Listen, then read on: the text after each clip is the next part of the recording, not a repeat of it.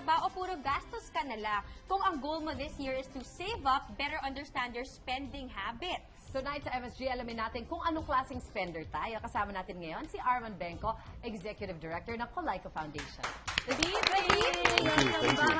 Thank you for having me. Basta pagdating sa kaperahan, nandito yan si Sir. Yes! Okay, meron tayong printout ng grid that explains the types of spenders at meron din kaming customized na credit cards dito. Kanina sinulat na namin dito sa card kung anong klaseng spender kami base sa grid na yan. So eto, Mars. Yung una ay, hindi ko nababa. Value Value seeker. seeker. Bargain hunter, holds possessions, enjoys price comparison shopping, not too involved with trends, and saves to spend. Oh, Okay. May mga pinag-ipunan. Ito naman, big spender. An exhibitionist. Replaces possessions. Goes by price quality scheme. Trend conscious and prone to debt. Ay, nako. Sakit ng prone to death. Katakot Oo yun, nga. Non-spender naman, a saver, has an ascetic lifestyle, price averse, and quality, I can't. Use quality as not too important. Oh, okay. An experiencer spends for recreation, self-development, and services. Generous daw itong mga taong ito. Oh, Okay. interesting. Alright. Okay. So, para marinig ni Sir Arman kung anong klase ng spender, ang feeling namin ay ganun kami. Kami. Dahil discuss muna namin. Miss Melanie, ano nakasulat sa iyo? Ako, value seeker ako. Okay. You know, kasi pag marami ka ng anak, of course, you have to really be very careful of what I'm buying. Ang binabuy ko mostly yung needs, hindi yung wants lang. And we've had you on the show several times. And yun yung impression ko talaga. Wise, alam mo yun, yung tag dito, conscious spender. Yes, Kailangan. Practical, correct. Kailangan kasi, lalo na sa Amerika, four season yan, ay ang mamahal ng damit. No, there are times minsan pupunta ako sa yard sale. Yan. O kaya sa mga used clothes. Right. Kasi lumalaki ang bata eh. Kung bibili ako ngayon, tapos bukas, tikbalang na sila. Parang, parang Sayang ang mga anak ko, pera. ang lalaki nila. Correct. And I don't think na kailangan kong magpakasosi kung marunong ka namang mamili. Totoo po yan. Exactly. Tama. Mars Eagle? Feeling ko gusto magpampon kay Melanie. Dahil lahat ng mga pagkakalitan niya kukunin ko. May ako sa ganun, gusto ko mag-compare.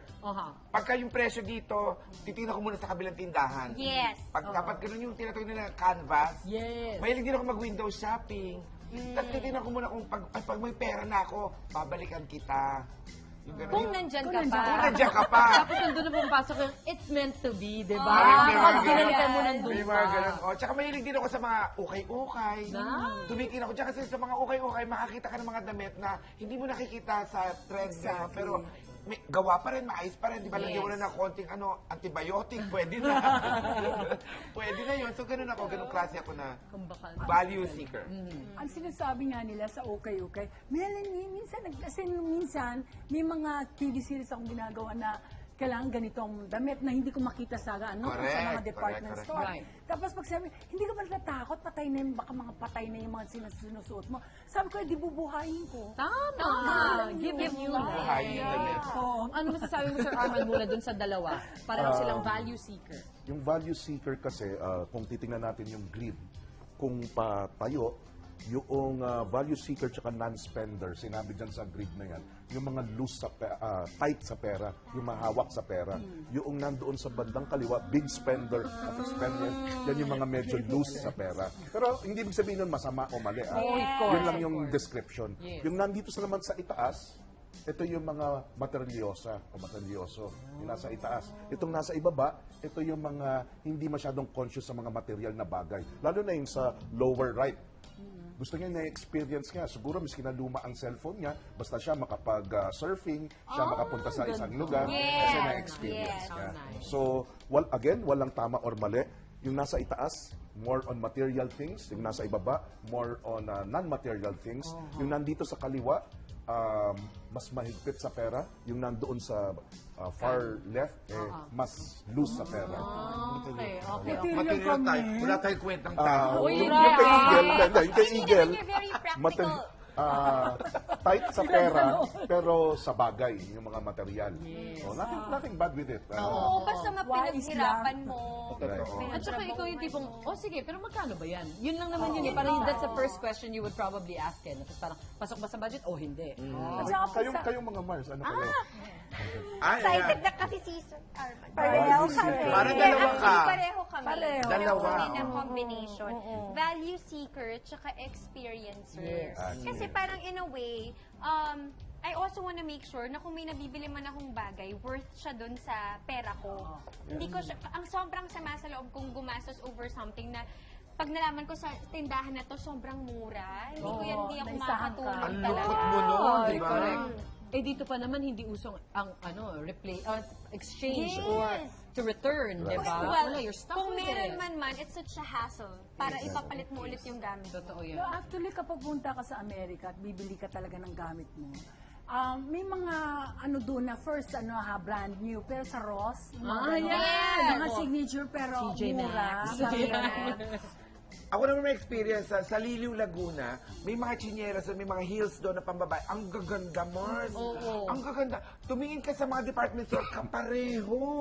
Magkano sa Supplier department kasi Oo, yun. supplier sila. So Exactly. dapat lang, alam mo lang kung saan ka mag-hunt ng tamang Tama. gamit. Oo. Kung sinelas, punta ka ng Liliw, di ba? O Marikina. Yes. Exactly. Pareho-pareho siya. Nagmamahal lang ang isang bagay dahil sa pwesto kung minsan. Yes, tama. totoo Hindi naman. man yung dadala. Alam niyo, dito sa apat na to, katulad ng sinabi ko, wala na mga masama o mali, tama o mabuti. Pag value seeker, automatic, tama. In fact, ang nagpapadikta kung paano yung tamang paggastos, kung ikaw ay, siguro si Igan matulungan sa Tagalog, mas planned spender kaysa impulsive buyer. Nice. So, kasi maaaring Value impulsive seeker ka nga. buyer ka, pero value seeker. Pag Yes. nakakita ng mura, bili agad. Kakakita Ay, pa lang. oh my Eh, sabi ni God. Eagle, mas Eh, mahilig sale siyang eh. Ganun din yun eh. window shopper. diba? Naku, may Or kilala akong ganun impulsive sale, pero plan- lima agad. Or planned Kasi spending. gusto parang, are you sure kailangan mo sila? It's sale. I know Nakakaranta it's kasi sale, but siya. do you need it? Yeah, but it's sale. Okay. Parang very close sa iyo yan, gigil na gigil ka. Oo, kasi talagang ganun yung excitement kapag sale, sale, sale. Ganun. Taranta, Parang, taranta. okay, relax lang tayo kasi sale. Pero hindi, parang pakyawin natin kasi Parang sale. sayang yung Parang hoarder opportunity. na eh. Oo. Order But na. I mean, there are people pala who are like that na pag sinabi talagang sale, even if I don't need it, nakamenos pa rin ako kasi hindi ko siya nabili ng regular price. I'd like also to set an example. Like yung nung kinasalang anak ko. So may mga abay. Bumili ako sa Tutuban. Yung worth ng 300, nakita ko sa Green Hills, 1,900. Correct. So I go for that, Parang, bakit ako bibili ng mahal? Eh kung isa namang piraso, hindi na ako pupunta ng Tama Divisoria. ka. Kaya lang, hindi ka ba pinagkaguluhan sa tutuban? Hindi naman. Kaola chika ko sila lahat. I'm sure. Suki. So even yung big spender, baka akala nila mali yun. Yes. Kung ikaw naman ay planned big spender, it's not so bad, di ba? It's not so bad. Pinag-ipunan mo yun, Pinag-ipunan may mo, timeline pinagplanuhan ka. mo, you shop around para katulad ni, hindi siya magagalit kung nakakita ng mas mura o mas maganda. Last spending tip na lang, kung may oras pa. Of course. Pag gumagastos tayo, maglalabas tayo ng pera, ang dalawang importanteng salita, narinig ko si Ma'am Melanie kanina doon sa likod, kuripot, yung salitang kuripot. Hindi mo masama yung salitang kuripot, pero may negative connotation lagi pag Oo nga. Frugal lang. kuripot. Kung social, tawagin mong frugal, Inglesin mo. Yes. Pero sa Tagalog, may mas magandang salita na kapalit mong kuripot. Sulit. Sulit. Sulipot. Ako yun. Huwag ba parang bastos? Parang bastos. Pero yung sulit versus kuripot, mas maganda yung laging sulit. Mabilis na example, bumili ka ng peking sapatos, rubber shoes, Right, 500 pesos, Okay. 5 beses mo nagamit, Good point. 100 pesos per use. Diba? 5 beses lang. Pinagplanuhan, pinag-ipunan, maski na mahal pa yun, 5,000 pesos, 1,000 beses mo nagamit o 100 beses mo nagamit, 50 pesos per use compared dun sa 100 pesos per use. Sulit versus kuripot. Actually, yung asawa ko lagi yung sinasabi yan, parang, you buy good, you buy once. Parang if you Yes, buy yes, tama yun. good Quality. quality, isang Instead of beses mo lang siya quantity. kailangan Tama yun. bilhin. Hindi ka napapalit ng papalit. Mars, yung sa'yo hindi mo pa na-share. Ano Mars? Kung ano yung Wala sa'yo. time. Marami tayong time! Hindi, marami. Oo, value seeker, kaya lang, yun nga, pag kunwari, uy, discount, sayang, pero Impulsive. mahal siya. Siya pala yung pinag-uusap. Hindi, Correct. joke lang. Hindi siya yun. hindi ako lima kong bumili. Pero ganun nga, hindi din siya kasi planned din for me paminsan. Kunwari, meron akong goal. Tinatry ko talaga na magtipid, so may mga websites ako iniiwasan, for instance. Pero minsan patingin-tingin lang, tapos pag nakita ko na, uy, sobrang sulit to, and it's meant for me. It's your size and it's discounted. Yan, minsan may ganun din, may kahinaan din talaga. May tanong na ako, how do you say no kapag ka yung may awa ka, bibili ka na may awa? Halimbawa, kaibigan mo, bili ka naman ng hamburger kung binibenta. Okay lang yun. Sabi mo, hindi mo talaga kaya bili ito. Sabi niya, sige na, dahil anak ko pinag-aaral kami. Yung may mga ganun, parang, Oo, exactly. how do you say no? Pwede bang ganun na no, ganyan? Ako hindi. Yung dagdagan ko, yung nasa kalye ka, may vendor, di ba? Pampasok lang po bukas, yung nagbibigay ng spaghetti talaga. Tapos mahaba yung muso niya, di ba? Parang may luhang na tuyo na sa mata na sa akin, I quickly go. Hindi niyo pa rin binibili. Kahit po yung spaghetti, may hotdog kasama. Depende sa budget mo. Kung kaya mong magtulong, Oo. why not? Ako naman. Kung hindi, edi, Sa akin naman may incident sa ganyan, okay? Lalo pag bata, bumibili ako like sampagita, hindi ko Sabay, kailangan. yes. Binibili ko kasi gusto kong ako natutuwa ako sa kanila kasi nagtatrabaho sila. Hindi sila beggar. So I buy it kasi parang may values ba? Tsaka masarap ang feeling na nakatulong ako. Oo. Minsan yung amount niya, maliit lang yun para sa'yo, pero malaking Para tulong sa sa'yo. kanila. O sa bagay, depende. Depende Oo, siguro sa depende. sitwasyon.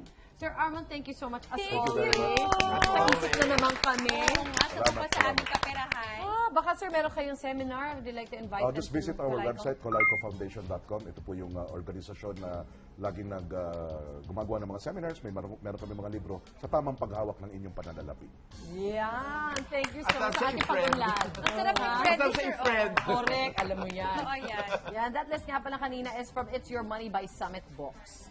Tandaan mga Mars, money is not happiness. It's just one way to make us happy. So spend and save your money well, mga Mars.